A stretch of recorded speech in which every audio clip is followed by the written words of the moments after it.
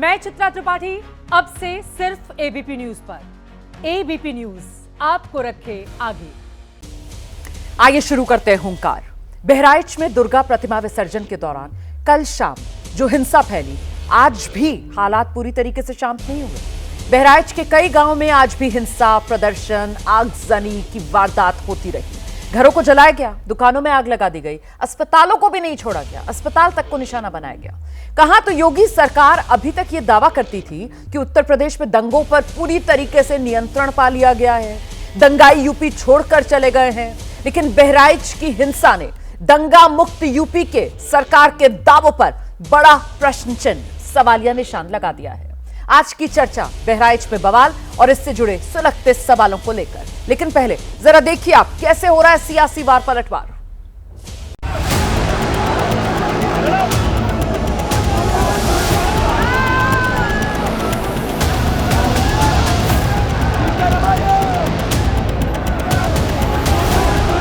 दोषियों से कड़ाई से निपटने के निर्देश दिए गए हैं और जिन लोगों ने षड्यंत्र रच करके इतनी बड़ी घटना का अंजाम दिया है उनको भी हम चिन्हित करेंगे, पर्दाफाश करेंगे और कड़ी से कड़ी सजा कानून के माध्यम से दिलाएंगे।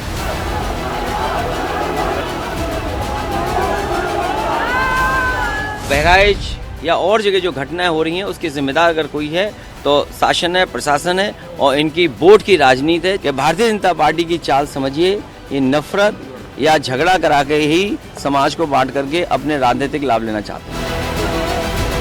पूरे प्रदेश में मैं पहले से कह रहा हूँ जंगल राज कायम है। वहाँ पर गोली चली, मैं समझता हूँ कि उनके बस का नहीं रह गया है, उनको इस्तीफा देके मठ चले जाए।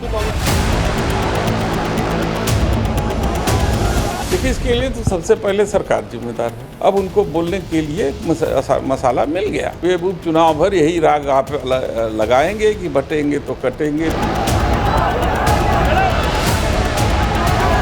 उत्तर प्रदेश के मुख्यमंत्री जी ने बहुत कड़ाई के साथ कहा है कि जिन लोगों ने भी माहौल बिगाड़ने की कोशिश की उन्हें बख्शा नहीं जाएगा। मगर किसकी ताकत बढ़ गई है जो पिछले कुछ समय से इस ढंग की घटनाएं देश में बढ़ गई हैं? कौन सी शक्तियां हैं जो भारत को कमजोर करना चाहती हैं? ये सब कहीं न कहीं उन्हीं शक्तियों के टूल बने हुए हैं जो ये घटनाएं हैं कि पिछले 4 महीने में ऐसी घटनाएं क्यों रही।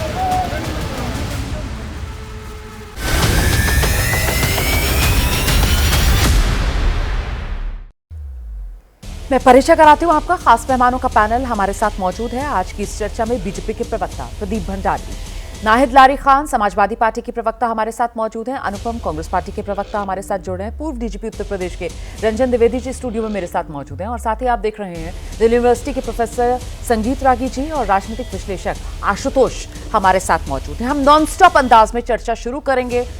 तो बहराइच में हालात संभलने में इतना वक्त क्यों लग रहा है? आखिरकार बहराइच के बवाल के पीछे कौन?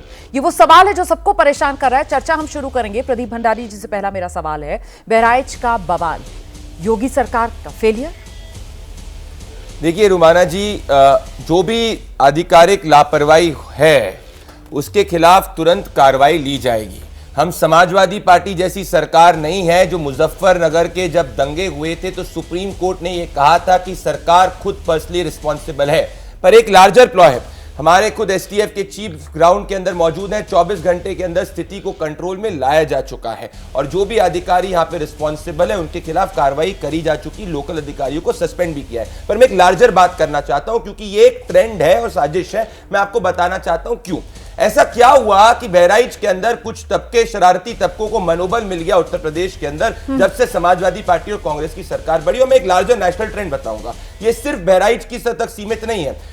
हावड़ा के अंदर वापस अगर आपने देखा होगा, रामनवमी में 2023 के अंदर पथराव हुआ था। दुर्गा पूजा विसर्जन के अंदर किस तरीके से वापस थे हैदराबाद में, अभी एक दिन पहले 1200 साल पुराने मंदिर के अंदर भी किसी इस तरीके का पथराव हुआ था। आपको झारखंड के अंदर याद होगा, फरवरी 2022 के अंदर हजारीबाग के अंदर भी जब जुलूस निकल रहा था सरस्वती पूजा का तो पथराव हुआ था। कर्नाटका के अंदर गणेश पूजा विसर्जन के वक्त में भी दावनगिरी के अंदर पथराव हुआ था। उड़ीसा के बालासोर में जब नवीन पटनायक जी की सरकार थी तो हनुमान जयंती के वक्त पथराव हुआ था। बंगाल के अंदर रामनवमी में 18 अप्रैल 2024 को तो जब रामनवमी का जुलूस जा रहा था तो बॉम्ब तक फेंक दिए गए थे। तो ऐसा कौन है और कौन लोग हैं जो हिंदू त्योहारों को टारगेट करने का प्रयास कर रहे हैं? और मैं समाजवादी आपने पार्टी वो से जो पूछना आखिरी चाहता उदाहरण दिया ना, बंगाल वाला दिया आपने, बंगाल में जब कुछ ऐसा होता है तो वहां पर तो सीधे सीधे बीजेपी जो है वो ममता सरकार, राज्य सरकार को कटघरे में खड़ा करते हैं ना आप लोग। तो फिर उत्तर प्रदेश में नियम जो है वो अलग कैसे हो सकता है? जिस तरीके से बंगाल के अंदर अगर इस तरीके का उपद्रव होता है तो फिर ममता सरकार जिम्मेदार, तो यूपी में हो रहा है तो योगी सरकार की जिम्मेदारी बनेगी। माननीय योगी आदित्यनाथ जी ने कहा है कि जिसने भी लापरवाही करी है उसके खिलाफ तुरंत कार्रवाई होगी। हम अपनी रिस्पांसिबिलिटी मान रहे हैं। ये तो ममता जी भी कहती हैं। ना ममता बनर्जी नहीं, आरजी का रेप और मर्डर केस के अंदर एग्जांपल दूंगा। ममता बनर्जी का पूरा प्रशासन तो पहले केस ऑफ सुसाइड बोल रहा था, सुप्रीम कोर्ट को स्टेप इन करना पड़ा था, कलकत्ता हाईकोर्ट अब आप सांप्रदायिक तनाव वाले मामले से आरजी कर पर चले गए। मैं आपको सांप्रदायिक तनाव की बात करता हूं। मुजफ्फरनगर दंगे में चले जाइए, किस तरीके से समाजवादी पार्टी की सरकार ने कोई एक्शन नहीं लिया था, 2 दिन के अंदर एक्शन लेना था, कितने 40 लोगों की जाने चली गई थी। तो सांप्रदायिक वाले मामले में जो राज्य सरकार है उसकी जिम्मेदारी, ये आप मानते हैं कि बनती है? हमारी जिम्मेदारी तभी तो जो लेकिन आप मुजफ्फरनगर यहाँ पर लेकर आ रहे हैं। मैं नाहिद लारी खान का रुख करूंगी। नहीं, एक सेकंड देखिए, आज मेहमान ज्यादा हैं और सबके 10 सेकंड में कहूंगा, अगर हम अपराधियों के खिलाफ कार्रवाई करेंगे तो नाहिद अली खान की जो पार्टी है वो ये नहीं कहेगी कि भाई धर्म और जाति देख के आप कार्रवाई हो रही है, इस धर्म के खिलाफ क्यों कार्रवाई है, उस जाति के खिलाफ क्यों कार्रवाई हो रही है। अपराधी अपराधी होता है और बहुत बड़ी कार्रवाई होगी। ठीक है।